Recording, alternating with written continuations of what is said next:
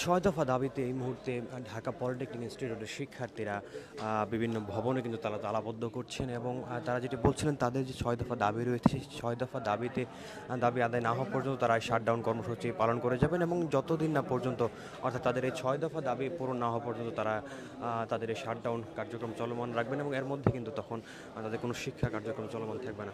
আমরা শুনবো একজন শিক্ষার্থীরা। যে কোনো বয়সে যে কোনো একটা এই যে ভর্তি হতে পারে সেই সিস্টেমটাকে বন্ধ করতে হবে এবং ভর্তি পরীক্ষা চালু করতে হবে বিশ্বের আদলে, মানে উন্নত বিশ্বের আদলে আমাদের শিক্ষা ব্যবস্থা করতে হবে। 3 নম্বর দাবি ছিল যে কারিগরি সেক্টরে নন টেক পারসন কোনোভাবেই থাকতে পারবেন না। 4 নম্বর হচ্ছে আমাদের 10ম গ্রেড, যেটা আমাদের ছিল সেটা পরিপূর্ণ আমাদের থাকবেন। 5 নম্বর হচ্ছে আমাদের মন্ত্রণালয়, যেটা একটা মাদ্রাসা করছিলেন সেখানে কিন্তু তারা বলছেন শুধুমাত্র ঢাকায় নয় সারা বাংলাদেশের যে পলিটেকনিক ইনস্টিটিউটগুলো রয়েছে সেগুলো সকল পলিটেকনিক ইনস্টিটিউট কিন্তু তালাবদ্ধ করা হয়েছে এবং সকল ধরনের শিক্ষা কার্যক্রম বন্ধ ঘোষণা করা হয়েছে। এই মুহূর্তে কিন্তু শিক্ষার্থীরা তালাবদ্ধ করছেন এবং তালায় কিন্তু তারা তাদের যে দাবিগুলো সেগুলো কিন্তু তারা লিখে তারপর তালাবদ্ধ করবেন।